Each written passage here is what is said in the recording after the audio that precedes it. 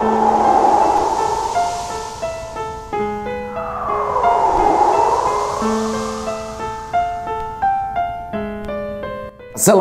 warahmatullahi wabarakatuh. Selamat malam semuanya teman-teman. Selamat datang kembali di channel kesayangan kita, channel Ilo Ekstrim. Dan dimanapun teman-teman berada, semoga teman-teman selalu dalam keadaan sehat walafiat tanpa kekurangan satu apapun. Amin amin ya robbal alamin. Dan pada kesempatan yang baik ini, kita akan membawakan salah satu kisah dari penulis baru kita nih, Luna Namira. Wow, kisahnya asli ini keren banget dan teman-teman wajib untuk ikutin sampai selesai. Tapi sebelum kita masuk ke dalam kisahnya, kami ingin mengucapkan terima kasih kepada seluruh teman-teman yang sudah selalu setia mendukung channel kami, yang sudah selalu hadir di setiap harinya. Karena kehadiran dari teman-teman lah, kami selalu bersemangat berkarya di setiap harinya. Yo, nggak pakai lama-lama lagi, nggak pakai berbasa-basi lagi, langsung aja kita masuk ke dalam kisahnya. Bodoh horor. Misteri di desa Dirwolangan.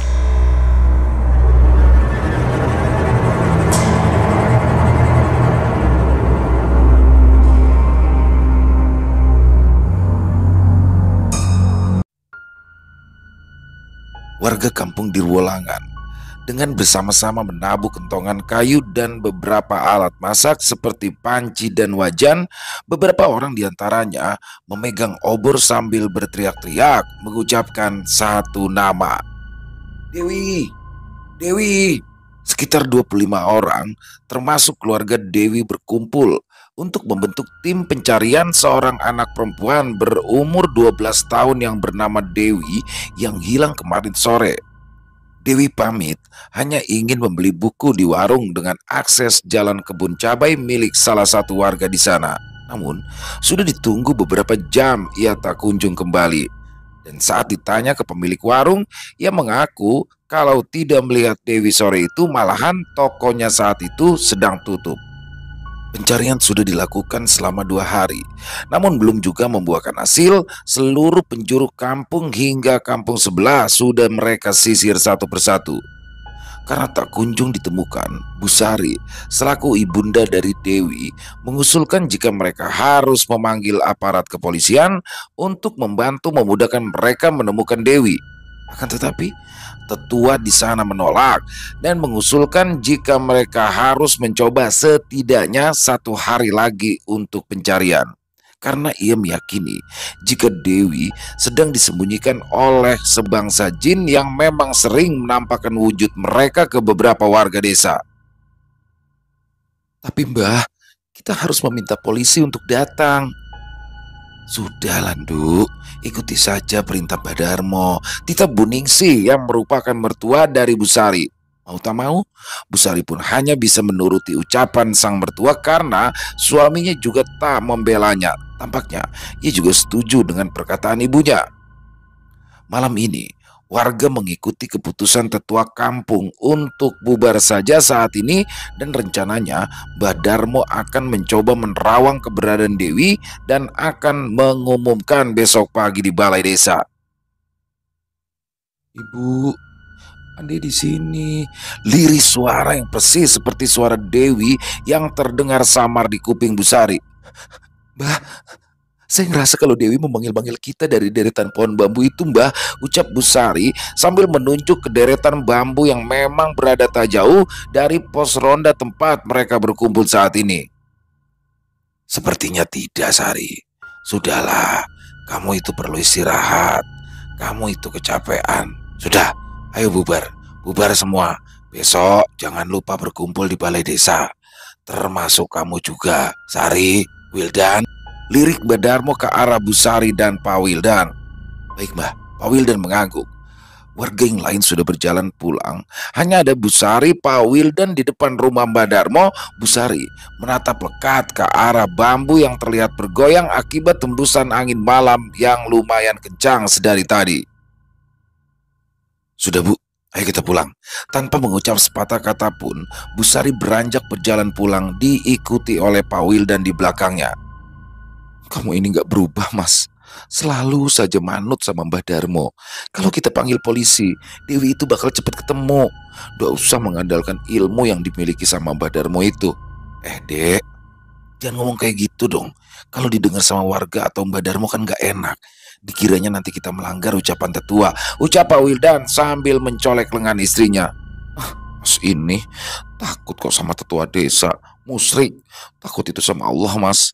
Kamu malah lebih manut dan percaya sama orang yang pakai ilmu-ilmu nggak jelas itu. Bukan berdoa. Ya nggak gitu juga, Dek. Tapi kan ini kepercayaan desaku. Kamu tolong ngertiin juga dong. Ingat, waktu kamu debat sama ibu gara-gara alibimu itu. Ibu itu marah besar kan? Aku itu nggak setuju sama semua ini. Tapi aku nggak bisa ngelakuin apa-apa. Udah deh, nggak usah debat lagi. Kita itu harus fokus nemuin Dewi. Terserah kamu aja lah. Tapi ingat, itu musyrik. Ketus Besari lalu mempercepat langkahnya. Keesokan paginya, tepat di balai desa, hampir seluruh warga kampung berkumpul sesuai yang Mbak Darmo katakan malam tadi. Semuanya bertanya satu sama lain, apa kira-kira hasil penerawangan tetua yang mereka agung-agungkan itu? Di pagi hari yang cerah ini, kita semua berkumpul untuk mengumumkan hasil dari penerawangan saya tentang anak dari Wildan. Jadi, tadi malam saya melihat sekelebat kondisi Dewi saat ini.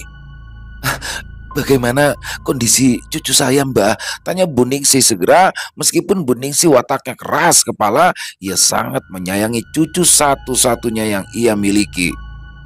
Benar, Dewi sedang diculik oleh makhluk halus.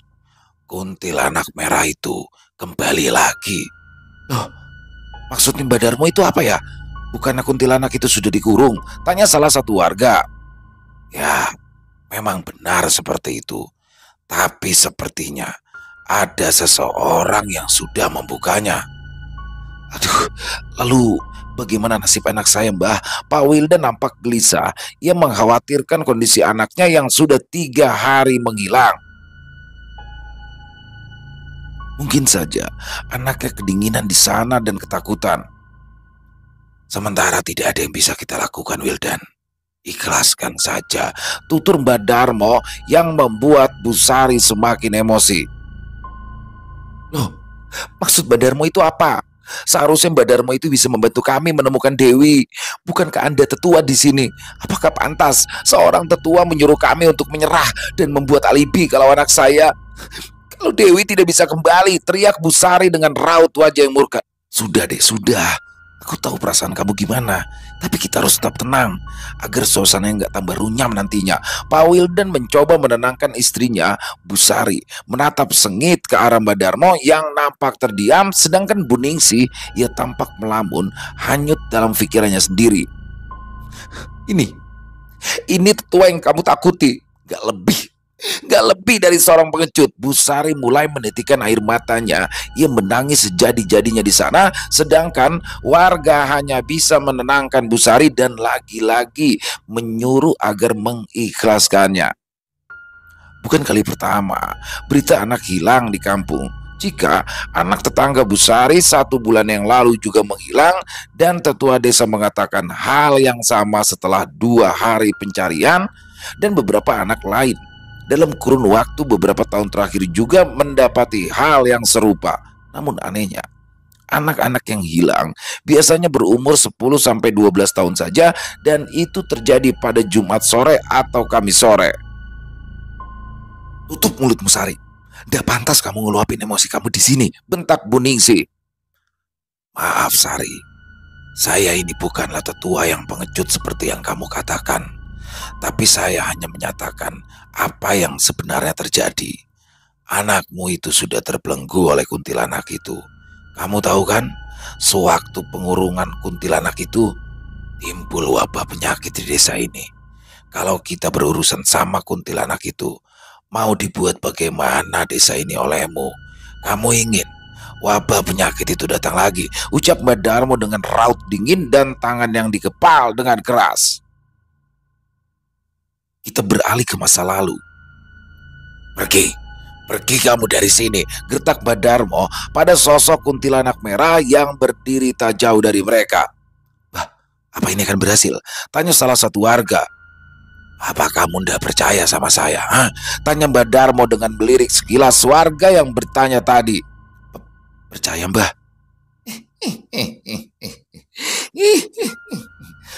Aku tidak akan pergi dari sini. Ini rumahku. Kuntilanak itu menyeringai lebar hingga bibirnya terlihat menyentuh kuping. Kamu sudah berulah di kampung ini. Pergi. Mbak Darmo menyiramkan air yang sudah ia bacakan mantra ke kuntilanak itu hingga sosok itu berteriak kesakitan. Ah, terkutuk, terkutuklah kalian semua. Ucapan terakhir kuntilanak itu membuat warga yang turut serta berada di sana bergidik ngeri. Sepersekian detik kemudian, sosok itu berubah menjadi kepulan asap dan masuk ke dalam botol kecil yang memang sudah disiapkan oleh Mbak Darmo. Dengan cepat, salah satu warga menutup-tutupnya agar jin itu tidak bisa lari kembali. 2 hari setelahnya, salah satu warga yang bernama Pak Bagus yang pada saat itu bertanya pada Mbak Darmo apakah yang mereka lakukan akan berhasil untuk menyegel kuntilanak itu, beberapa hari setelahnya ditemukan sudah dalam kondisi tidak bernyawa di dalam rumahnya. Pada saat ditemukan, badan Pak Bagus dipenuhi cairan merah kental di sekujur tubuhnya, namun setelah diperiksa tak ditemukan luka sedikit pun di badannya atau apapun yang memicu munculnya darah, yang artinya darah itu bukanlah milik Pak Bagus. Acara pemakaman Pak Bagus dilaksanakan hari itu juga. Semua warga berkumpul untuk berbelasungkawa sekaligus membantu memakamkan jenazah Pak Bagus. Darahnya gak bisa hilang, Mbah, ujar warga yang saat itu bertugas memandikan jenazah Pak Bagus. Mbah Darmo yang mendengar hal itu pun segera meraih gayung yang dipegang warga itu dan mengguyurkan air ke badan Pak Bagus sambil mulutnya bergerak-gerak membaca mantra. Dan benar saja, darah itu menghilang, mengalir ke tanah dan menghilang dari badan Pak Bagus. Sudah, cepat lanjutkan. Lalu kafani. Baik, Mbah. Proses pemakaman dilakukan secara semestinya. Seluruh warga sudah kembali ke rumahnya masing-masing dan rencananya akan kembali nanti saat azan Isya berkumandang untuk dilangsungkan tahlilan bersama-sama. Seorang wanita terlihat masih menangis di dekat makam Pak Bagus. Ya, Bu Ratna, selaku istri dari Pak Bagus, di belakangnya juga ada seorang anak laki-laki berumur 7 tahun yang sedang memeluk Bu Ratna dengan tangisan dan sesengukan layaknya anak kecil. Sudah Ratna, ayo kita pulang. Kasihan Zanu, ajak seorang nenek parubaya yang berdiri di seberang Bu Ratna. Bu Ratna melirik ke arah anaknya, lalu ia mengangguk, lalu menggendong anaknya yang masih sesengukan untuk berjalan pulang ke rumah. Setelah lumayan jauh ia berjalan, seorang laki-laki misterius muncul dari balik pepohonan yang berada di sudut pemakaman. Ia berjalan mendekati kuburan Pak Bagus yang masih basah. Korban pertamaku, bagaimana rasanya? Rohmu tidak akan bisa pergi ke surga. Kau akan terus menjadi budak nyaiku, ucap laki-laki itu sambil tersenyum lebar. Aku sudah bisa merasakan kekuatan itu sedikit demi sedikit mengalir di tubuhku. Untuk mendapatkan kekuatan lebih, maka aku harus memusnahkan mereka. Laki-laki itu tertawa, seolah seperti ada yang lucu di hadapannya. Sendalku ketinggalan di sana, Bu. Terdengar suara kecil yang asalnya tak jauh dari sana, membuat laki-laki tadi panik dan ingin segera kabur. Namun ia masih menyempatkan dirinya untuk menaburkan sesuatu yang ada di kain hitam di kantongnya. Ia menaburnya di atas batu nisan milik Pak Bagus. Baru setelah itu ia kabur. Tanpa ia sadari, Bu Ratna melihat kepergiannya dari kejauhan. Ia bingung siapa sosok yang berada di dekat kuburan suaminya. Tapi karena sedang berduka, Bu Ratna tak terlalu memikirkan siapa yang barusan ia lihat tadi. Pikirannya masih berkecamuk. Ia harus menghidupi anaknya sendirian mulai saat ini. Tulang punggung keluarga mereka sudah tidak ada. Bu Ratna pun harus mengisi peran menjadi ayah sekaligus ibu bagi anaknya. Nah, itu sandalku, Bu. Anak itu berlari untuk mengambil sandalnya yang tertinggal. Tak lupa, ia berpamitan pada bapaknya yang sudah terkubur di sana. Sekarang waktunya, ucap lelaki itu sembari menatap Bu Ratna dan anaknya pergi. Ia menyeringai lebar dengan tatapan tajamnya.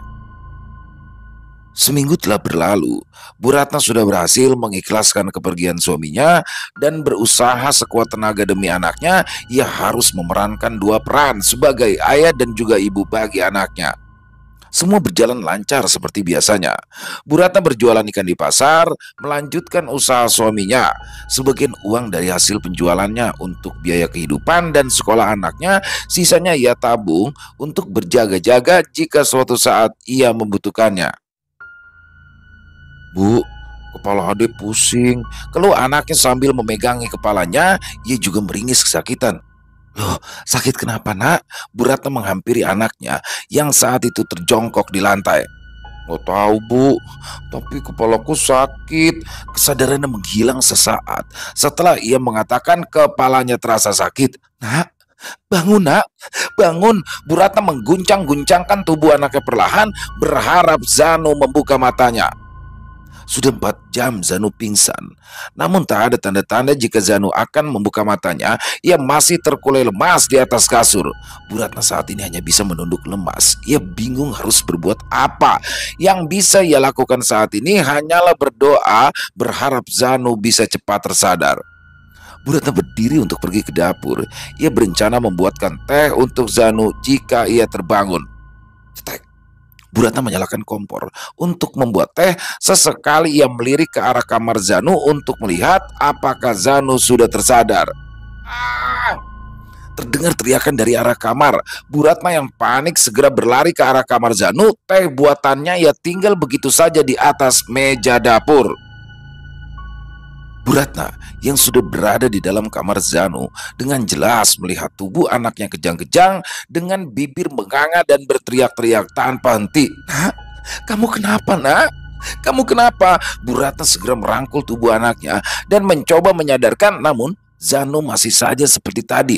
Mata Zanu membeliak lebar dan meneteskan air matanya. Beberapa menit kemudian, Zanu tersadar dengan tatapan dingin dan kebingungan secara bersamaan. Nak, kamu kenapa? Tanya Bu Ratna yang sudah menitikan air matanya. Zanu yang mendengarnya hanya menatap dingin tepat ke arah mata Bu Ratna. Lalu ia menggeleng pelan.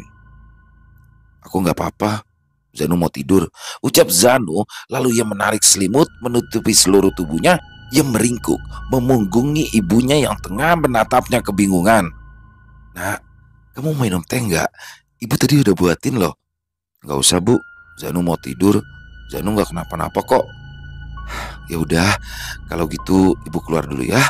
Kalau ada apa-apa panggil ibu ya nak. Bu Ratna lalu bangkit dari kasur Zanu dan pergi keluar. Tak lupa ia sedikit menutup pintu kamar. Tanpa Bu Ratna tahu, dari balik selimut Zanu tersenyum tipis. Lalu memejamkan matanya. Ia menggenggam erat selimutnya. Bu Ratna dan Zanu sedang menyantap makan malamnya. Tak ada ucapan panjang yang keluar dari mulut Zanu, meski sudah beberapa kali Bu Ratna bertanya tentang apa yang ia rasakan saat ia pingsan. Dan Zanu hanya menjawab kalau dirinya tidak apa-apa. Begitu terus hingga Bu Ratna menyerah dan memilih fokus pada makan malamnya. Zanu berdiri dari tempat duduknya dan berjalan masuk ke kamar. Tanpa sepatah kata pun ia menutup pintunya cukup keras. Bu Ratna hanya menoleh ke arah kamar Zanu yang saat itu sudah tertutup rapat. Ia berdiri dan membereskan piring makan malam tadi. Dan nantinya ia berniat untuk membeli gula di warung yang letaknya tidak terlalu jauh, meskipun ia harus melewati pemakaman umum kampung. Zanu, ibu ke warung dulu ya. Kamu jangan kemana-mana ya, tutur Bu Ratna dari ambang pintu. Sedangkan Zanu mematung di kursi dekat kasur. Tak bergeming sedikit pun, ia hanya tersenyum lebar hingga menampakkan giginya.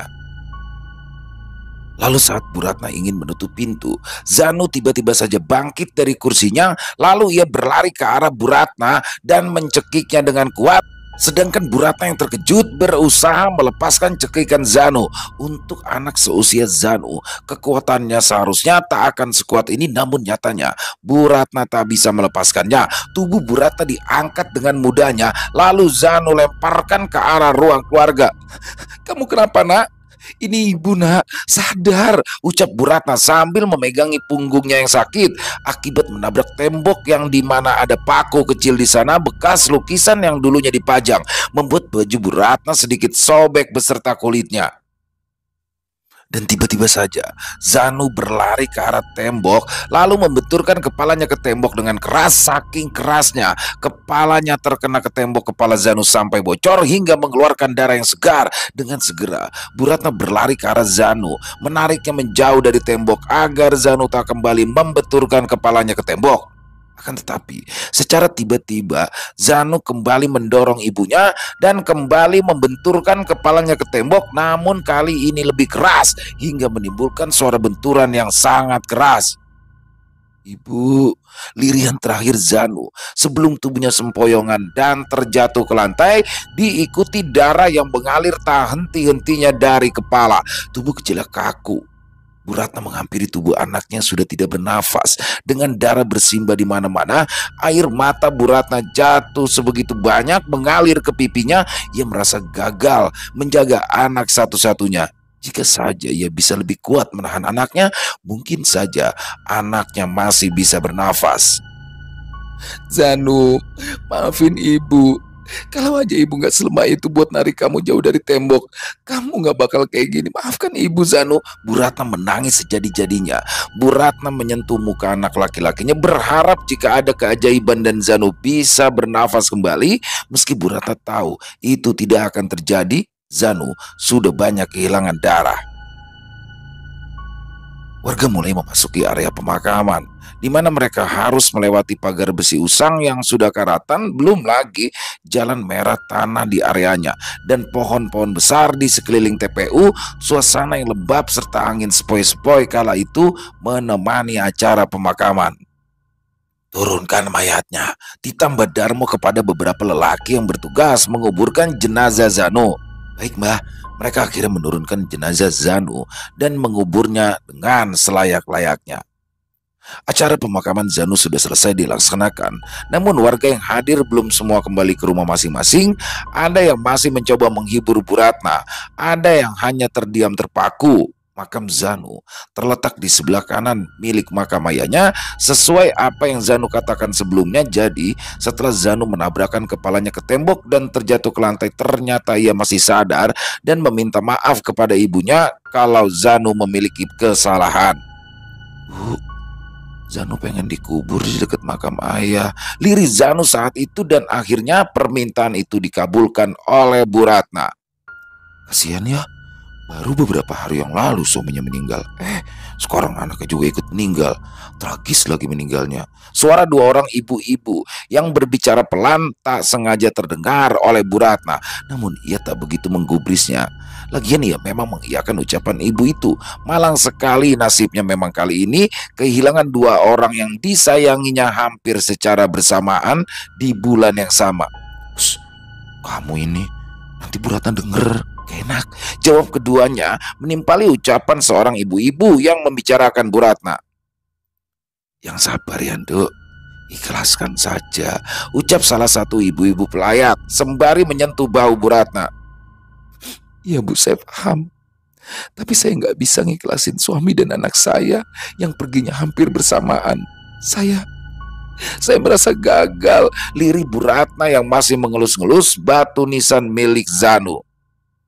Doakan saja ya, biar mereka tenang.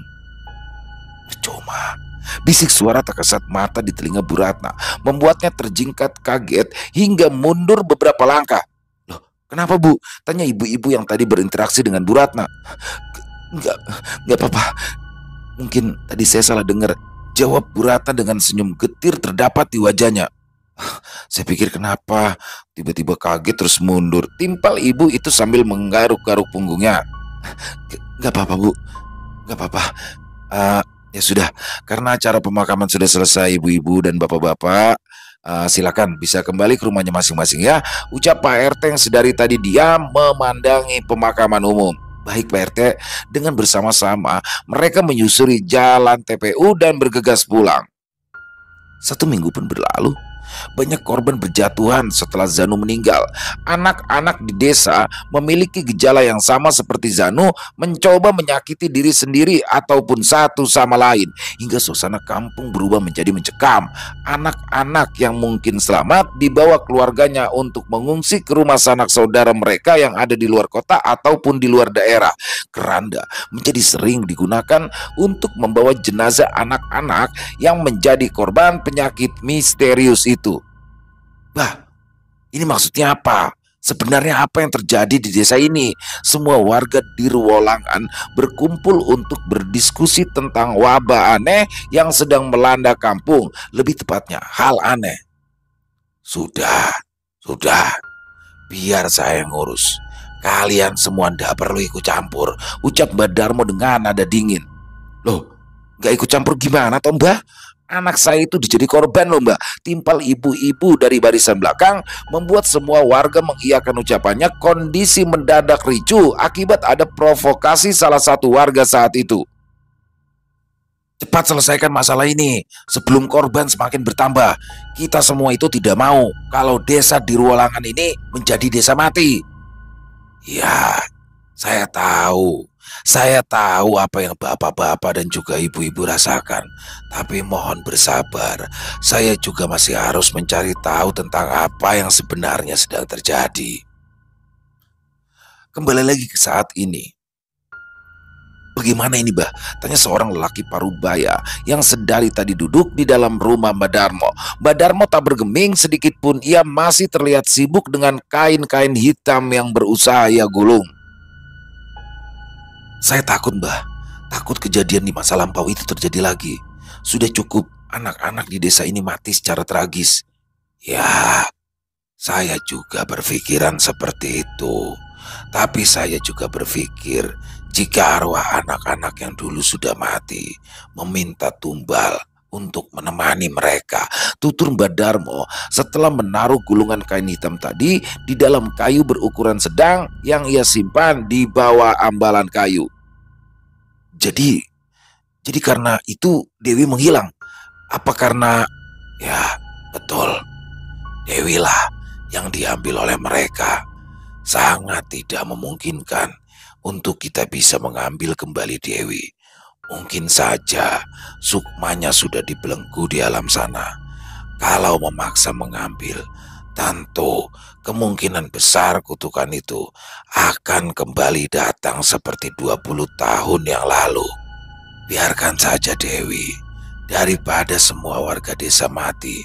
Kamu bantu saya memberikan keyakinan pada warga desa di Ruolangan. Lanjut Mbak Darmo dengan nada penuh tekanan. Siap Mbah.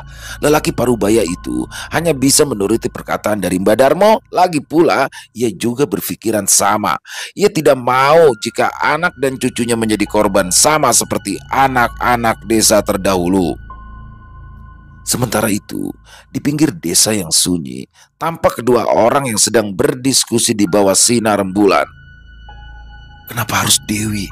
Tanya seorang kepada lelaki tua bertubuh sedikit gempal dengan pakaian serba hitam. Ia terlihat sedih, bercampur marah. Minimnya cahaya bulan karena tinggi pohon yang menjuntai membuat wajah orang misterius itu tidak terlihat. Sudahlah, kau ini. Yang penting rencana kita berhasil. Tinggal sedikit lagi, geram lelaki tua itu. Tapi banyak anak lain, kenapa harus dia? Kita sama-sama sudah tahu. Dewi itu memiliki darah yang suci, disukai oleh Nyai. Pantas kalau dia yang diambil. Tapi, sudah, kau pulang saja. Aku akan mempersiapkan yang selanjutnya. Tidak perlu banyak mengeluh. Kamu ini ingin kaya enggak? Lawan bicaranya itu hanya mengangguk mengiyakan, lalu pergi setelah itu. Seharusnya Bapak dan Ibu masih bisa mengingat dengan jelas kejadian 20 tahun itu kan? Tanya lelaki parubaya, di mana ia salah satu bawahan dari Mbak Darmo, orang yang tadi malam bertamu ke rumah Mbak Darmo dan membicarakan tentang Dewi. Semua warga yang hadir di balai desa saat itu terlihat terdiam, mengingat kejadian mengerikan 20 tahun yang lalu. Jadi begini, ibu-ibu dan bapak-bapak sekalian. Menurut penerawangan saya, Sukma dari anak-anak yang dulu menjadi korban menuntut tumbal untuk menjadikan teman mereka di sana, dan mereka mengancam jika tidak diberikan, tegas Mbah Darmo dengan penuh percaya diri. Lalu, lalu ini bagaimana, Mbah? Tanya Pak Wildan yang kala itu turut hadir.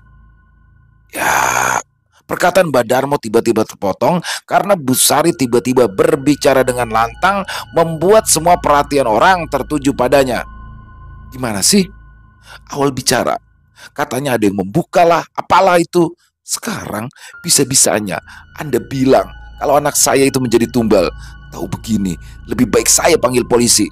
Sari, sudah, ucap Bu Ningsi dengan nada lembut tak seperti biasanya. Ia mencoba menenangkan menantunya itu.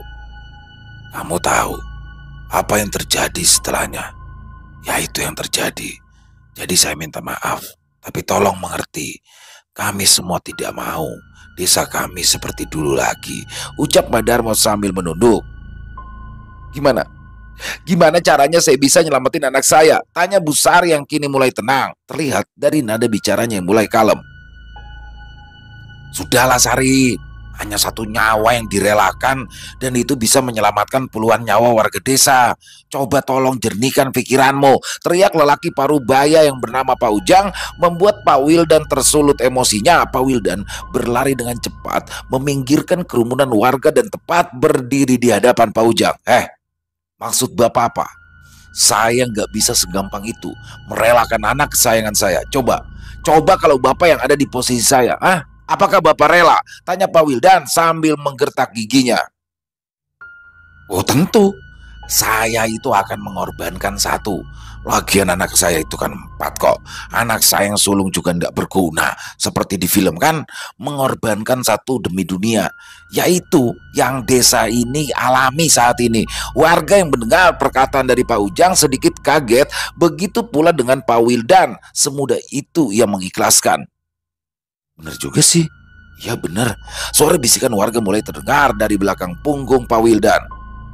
Pemikiran primitif, lirih Bu Sari membuat Pak Ujang tertawa. Malam harinya, setelah pertemuan di balai desa, suasana desa terlihat sepi karena hujan yang mengguyur sedari sore membuat warga enggan untuk keluar. Terlihat Bu Ningsi terduduk di kursi seorang diri dengan teh hangat terhidang di hadapannya, kombinasi yang tepat di saat hujan seperti ini. Bu, aku mau keluar sebentar, pamit Bu Sari sembari menenteng sebuah payung berukuran sedang di tangan kanannya. Loh, mau kemana? Hujan, apalagi ini sudah malam. Sebentar kok Bu, kalau Mas Wildan nanya, bilang aja aku ke warung, ucap Bu Sari sambil mencium punggung tangan Bu Ningsi lalu beranjak keluar. Mau kemana anak itu? 10 menit pun berlalu. Assalamualaikum. Waalaikumsalam, baru pulang nak? Iya, Sari kemana Bu? Tanya Pak Wildan ketika ia menyadari kondisi rumahnya yang sepi. Sari tadi keluar sebentar, katanya mau ke warung. Hujan-hujan gini? Istrimu itu memang keras kepala, ucap Bu Ningsi sambil tertawa pelan. Ya wes tunggu, Ibu bikinkan kopi dulu. Makasih Bu. Dentingan sendok terdengar ketika Bu Ningsi mengaduk tehnya. Kamu tidak lupa kan? Untuk malam ini, tanya sesosok bayangan yang tingginya hampir 2 meter dengan kuku hitam panjang di setiap jarinya. Ia tampak tersenyum menyeringai. Nyai, malam ini? Sekarang malam bulan purnama dan ini waktunya aku makan. Jangan keluar Ningsih, atau kamu yang akan aku makan nantinya. Liris sosok itu sambil menyentuh dagu Bu Ningsih dengan kuku hitamnya. Baiklah, saya pergi dulu. Jangan lupa beritahu Ujang untuk lebih banyak memberikan sesajen bagi saya. Lebih banyak, itu lebih baik. Sosok itu langsung menghilang, berubah kepulan asap hitam. Sari, Bu Ningsih teringat jika menantunya saat ini sedang berada di luar, apalagi sekarang sosok yang tadi ia sebut Nyai sedang berkeliaran untuk mencari makan. Bergegas ia mengambil ponselnya yang sengaja ia taruh di atas kulkas, lalu ia mencoba menelpon Ujang, salah satu pesuruh dari Nyai. Ujang, ada apa Ningsih? Tanya Pak Ujang dari seberang sana. Apa apa Nyai hanya akan mengambil nyawa anak kecil saja? Menantuku sedang keluar malam ini. Aku takut dia akan diambil, ucap Buningsi dengan nada berbisik karena takut anaknya mendengar. Ya, biasanya seperti itu. Tapi, tapi apa, Jang? Tapi kalau tidak menemukan nyawa anak kecil, maka Nyai akan mengambil nyawa yang ia pilih atau siapapun yang ia temui. Apa? Kenapa kamu nggak bilang dari awal, Ujang? Bu, ucap Pak Wildan yang tiba-tiba sudah berada di belakang Buningsi. Segera Buningsi mematikan teleponnya dan mencoba untuk bersikap seolah tak terjadi apa-apa. Maksud ibu apa ya? Ucap Pak Wildan dengan raut muka kecewa. Maksud kamu apa, nak? Ibu nggak perlu pura-pura nggak tahu ya. Aku udah dengar semuanya, Bu.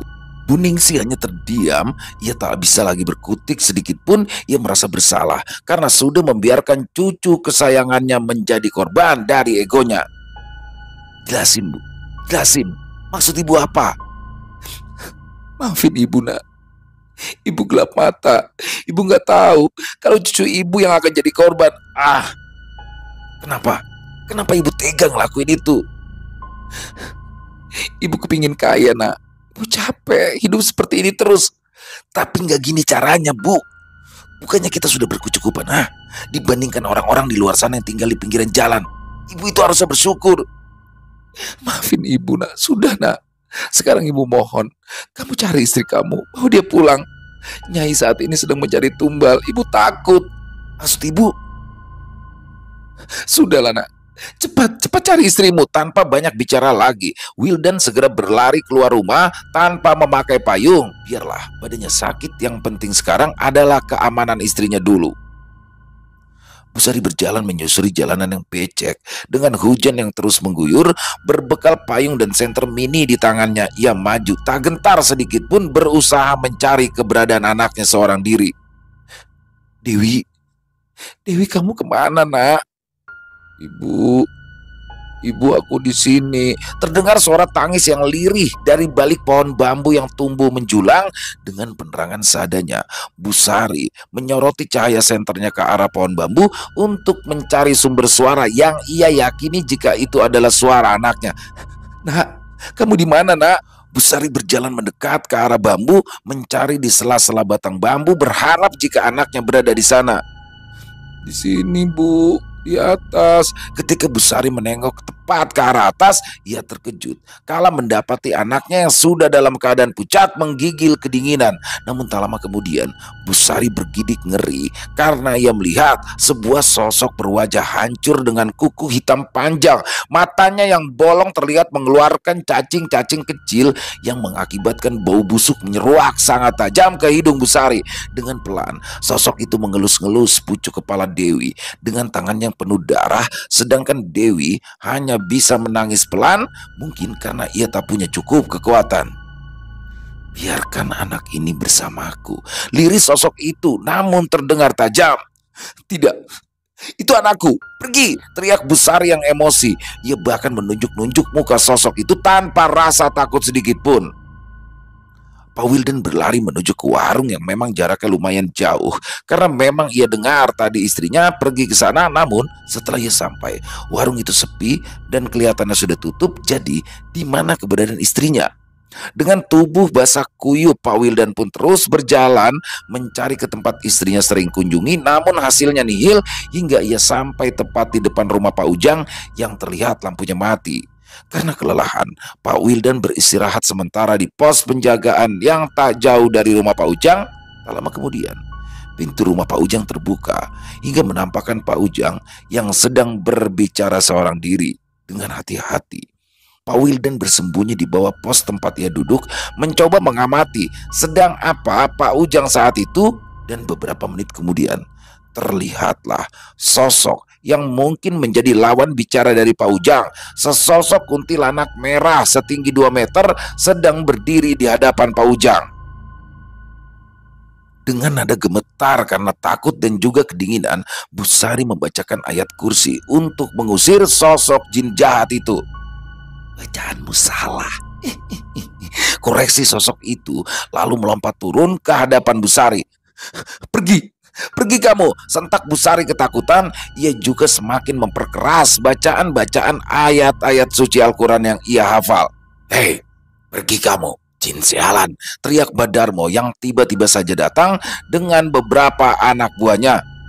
Badarmo, Sari, sini, jangan dekat-dekat sama sosok itu, titam Badarmo yang membuat Busari berlari ke arah Badarmo. Kenapa Badarmo bisa tahu saya ada di sini? Tanya Busari. Saya mendapat penglihatan kalau kamu dan Dewi itu sedang dalam bahaya, dan saya dituntut untuk membantu karena saya memang tetua desa.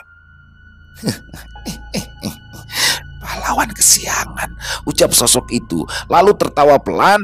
Ia memainkan kuku-kuku panjangnya untuk menakut-nakuti Badarmo dan antek-anteknya. Badarmo terlihat mulai berkomat kamit, entah membaca apa. Lalu ia mengeluarkan sebuah botol kecil dari saku celananya. Lalu ia todongkan ke arah sosok itu dan kembali membaca mantra. Hentikan, hentikan Pak Tua, gertak sosok itu mulai bereaksi. Sosok itu menjerit kencang, lalu berubah menjadi kepulan asap. Dan asap itu kemudian masuk ke dalam botol kecil yang Badarmo pegang. Arjo, Asep, bantu turunkan anak itu. Baik Mbah, kedua bapak-bapak itu segera mengambil tangga dan menurunkan Dewi. Pak Ujang, apa jangan-jangan dia juga bersekongkol dengan ibu, batin Pak Wildan. Dengan cepat, sosok itu lalu terbang dan tak pergi kemana. Sedangkan Pak Ujang, ia terlihat senyum-senyum sendiri lalu kembali masuk ke dalam rumahnya. Pak Wildan yang merasa situasinya sudah aman, beringsut keluar dari bawah kolong pos ronda dan berencana mengikuti sosok tadi yang pergi. Ia yakin mungkin sosok itu akan pergi ke tempat menyembunyikan Dewi. Untunglah Dewi cepat ditemukan, lirik Badarmo sambil tersenyum. Nah, kamu gak apa-apa nak? Tanya Busari sambil memeluk anaknya. Gak apa-apa Bu, kemarin ada yang lihat nenek sama bapak-bapak. Nenek? Tiba-tiba terdengar suara cekikikan yang entah dari mana asalnya, membuat Badarmo siaga kembali. Sari, Dewi, untung kalian aman, lega Pak Wildan yang tiba-tiba saja muncul. Kalian pulang saja, selesaikan masalah kalian. Ini semua akan kami atasi. Doakan saja, titam Badarmo yang disetujui oleh Busari dan juga Pak Wildan. Dengan cepat Pak Wildan menggendong Dewi dan berjalan cepat kembali ke rumah, meninggalkan Badarmo beserta antek-anteknya. Setelah kejadian itu, Bu Ningsih pun berjanji tidak akan melakukan hal itu lagi. Ia bertaubat. Sedangkan Pak Ujang, ia kabur keluar kota karena malu dengan warga yang lain. Namun, perjanjian sudah dibuat. Perjanjian antara manusia dengan jin. Sekitar 1 bulan setelahnya, Bu Ningsih diketemukan dalam kondisi meninggal dunia dan Pak Ujang tak terdengar lagi kabar. Setelah itu, warga desa pun yakin kalau Pak Ujang juga mendapati hal yang setimpal. Selesai, wow, luar biasa. Kisah yang sangat luar biasa dari Luna Namira dan ini asli parah ini nih. Bu Ningsih ternyata otak dibalik semuanya itu dan hanya demi harta ya, hanya demi kekayaan. Bu Ningsih rela mengorbankan orang sekampung. Yang dikorbankan itu anak-anak kecil sekampung ya. Dan di sini akhirnya terkuat karena dia kehilangan cucunya sendiri juga itu, yaitu anak daripada Sari dan Wildan. Dan di sini kayak sepertinya mungkin Sari sudah terasa ya dari awal ada kejanggalan di sini. Tapi kalau saya pribadi sih, saya awalnya saya pikir Badarmo ada campur tangannya di sini ya. Saya pikir di awalnya, tapi ternyata tidak ada. Tapi masih menjadi misteri nih. Apakah sebenarnya Badarmo ini ikut sebagai tetua desa ikut campur dalam masalah ini atau tidak? Tapi yang jelas Bu Ningsih sudah menerima karma dari perbuatannya dan dia berkoalisi nih sama sosok Ujang, yang mana Ujang juga sudah menghilang dan menurut kabar juga sudah menemui ajalnya. Jadi ya semuanya sudah terbalaskan. Intinya kisahnya keren banget, horornya dapat banget, bikin gregetnya dapat, misterinya juga dapat. Terima kasih Mbak Luna Namira. Dan semoga kisah barusan bisa menghibur teman-teman semua, para pecinta penikmat horor misteri. Lebih khususnya lagi kepada para subscriber dari channel Ilo Extreme. Dan silakan buat teman-teman mungkin yang punya komentar lain, yang punya pendapat lain bisa dituliskan di dalam kolom komentar. Ataupun hanya sekedar saling menyapa, silakan. Insya Allah kami akan membalasnya satu persatu. Buat teman-teman yang suka dengan video barusan bisa diklik tombol like-nya, tombol jempolnya. Boleh juga dong share link videonya ke teman-teman yang lain agar bisa ikut terhibur juga. Dan buat teman-teman yang mungkin baru bergabung atau yang sudah lama bergabung tapi ternyata lupa ya, belum diklik tuh tombol merah subscribe-nya. Yuk, diklik tombol merah subscribe-nya. Jangan lupa lonceng notifikasinya dinyalakan agar teman-teman selalu mendapatkan notifikasi dari konten-konten yang kami upload selanjutnya. Untuk channel ILO Ekstrim, kami upload setiap harinya, setiap malam ya, setiap jam 7 malam waktu Indonesia bagian Barat atau jam 19.00 waktu Indonesia bagian Barat. Dan buat teman-teman yang mungkin punya kisah horor misteri ya, yang apabila mungkin berkenan dibawakan di channel kami, silakan bisa mengirimkan ke nomor telepon yang ada di bawah sini.